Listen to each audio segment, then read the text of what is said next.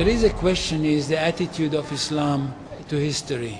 And in fact, what we find, the basic attitude is that all history is in fact an Islamic history.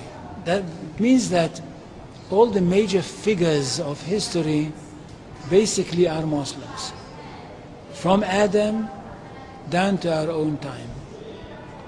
So if the Jews or the Christians are demanding something and basing it on the fact that there was a king called Solomon or a king called David or a prophet called Moses or Jesus, then of course what they are doing, they are saying something which is not true, or in fact they don't know that all these figures were basically Muslim figures.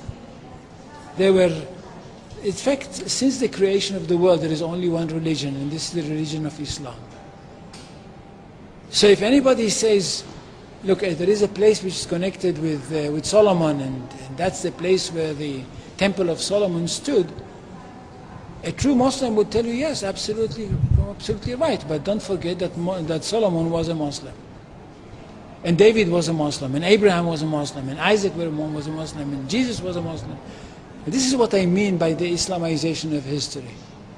And you can understand that through Islamization of history, you've got Islamization of geography. Anywhere which was connected with these people, or with these prophets, which were all Muslims, becomes a Muslim territory. And therefore, when Islam was not in that area before Muhammad came to it, but it should have been there.